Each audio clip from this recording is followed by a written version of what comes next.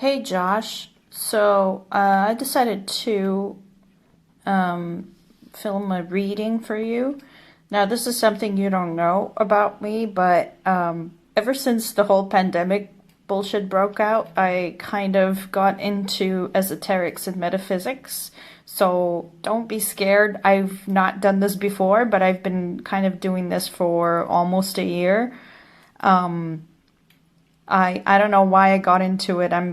I'm confused myself. But anyways, I do I do these things now. So I don't know, chatting with you really made me emotional, and I just grabbed the cards and threw them out the way you see them.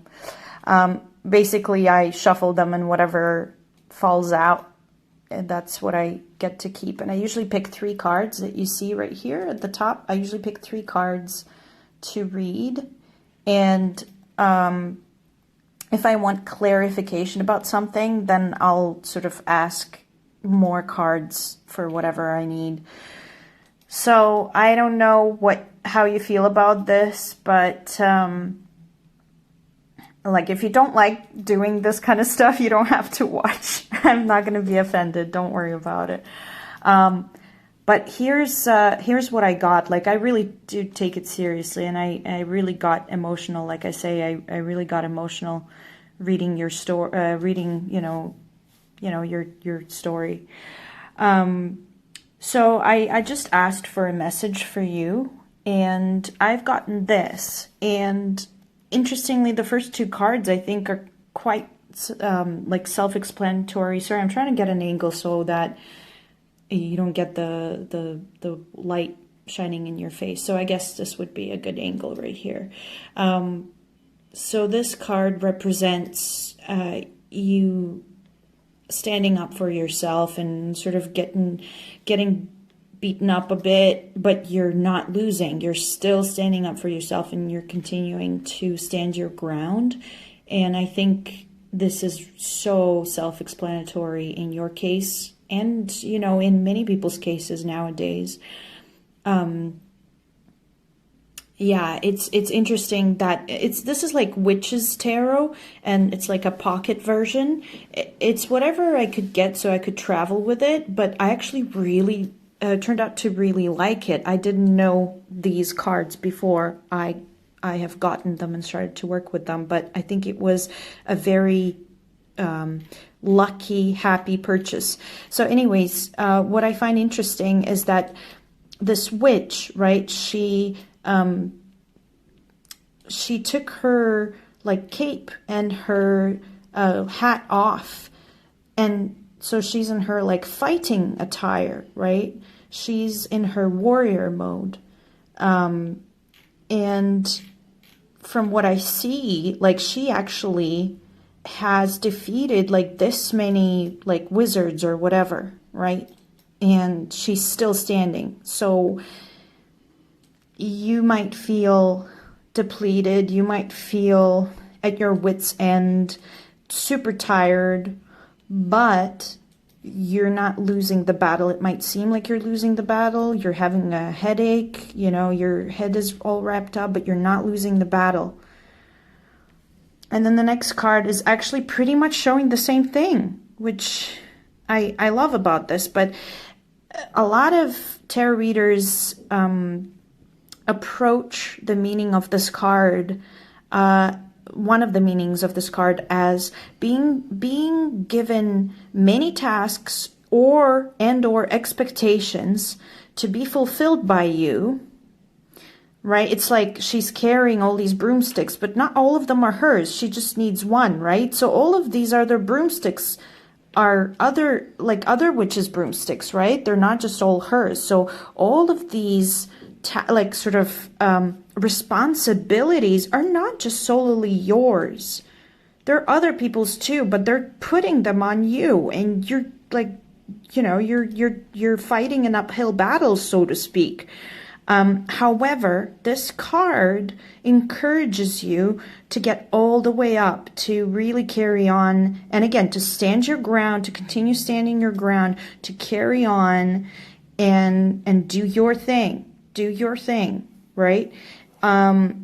Maybe, perhaps you want to drop, because it's 10 of wands, right? So there's like 10 broomsticks. Maybe you want to drop 9 of them and just keep the one that's yours, right? Maybe you just want to strip yourself of other people's BS and just say, you know what, guys, you do your thing and, you know, I'm going to do my thing. Maybe that's like an additional meaning of it. What I love is that the reading finishes with this Sun card, wonderful card, a card of energy, positive energy, warmth, community, friendship, creativity, fertility, and all of that good stuff. Also, like a childlike creativity. In the original Rider-Waite deck that everybody studies, that most cards are based on, what you have depicted is a little baby, a little infant, sort of like riding a white horse, and a beautiful sun and above him, and the sunflowers as well. So it's very similar to this one. So that there is this inherent like childlike positivity and trust in oneself. So I found this to be a great sort of end to the reading, because it's like basically the reading is telling you that even though it might seem crappy at the moment, you're doing the right thing. Okay? And this is where it's leading you. Now, because you know, I find these two cards so contrasting to this card, I decided to clarify, to have an advice for you. For instance, like, how do you achieve this, right? What would be your course of action to achieve this, right? And what I've gotten is these two cards, and I kind of loved the message, and this might be a little bit difficult to explain, but these both cards are reversed. They're in reverse. I do read reversals. Some tarot readers don't. I do. And if you actually put it upright, this is upright, and it's called the Hanged Man. Now, he holds the key to his own chain, as you can see, or she or he, doesn't matter. And so, and then there's like the storm is coming, and often this card is read as a voluntary sacrifice. Okay, there's other meanings for it. Some people say that it depicts a pause, or like the quiet before the storm or something. This is how I'm reading it. From this card, because there's a storm coming, so this is like the quiet before the storm hits. But in reversal, the message that I'm seeing, especially in connection with the previous reading, because you have to read it as a whole thing, right? You don't just read one card at a time. But as an answer to my question of how do you achieve this, how do you go from here to here?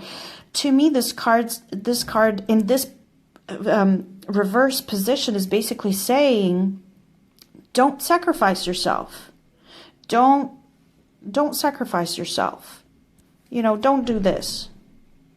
Don't put yourself out there for, I don't know, birds to peck at, right? Like, do not do that. And also, when this card came out, what is incredibly interesting is this king. So King of Swords in its upright position means somebody who is very truthful, who fights for the truth, is very sort of, doesn't suffer fools, as I've heard somebody say, love that expression, and is very, like science-based, fact-based, make sure that the truth wins and that kind of stuff. Now, when it's in reverse, that sort of reads as somebody who manipulates information, who offers like a how do I say it? Who offers alternative truths, alternative science, and sells it off as the real deal, right?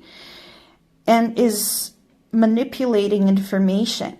This is what this means. So to me, these two cards, when they came out, it speaks to me, do not sacrifice yourself to people like that. And you know, you could say that this is a whole community that we're dealing with now. Don't sacrifice yourself to the community. And also, I mean,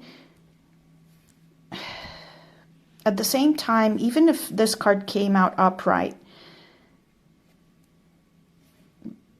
I don't know, I'm not sure. Maybe this is like the storm coming at you and you have to weather the storm, but perhaps the storm already passed and you're almost there, right? Just like the other card said, you're almost there. The storm has already passed. It's not coming up.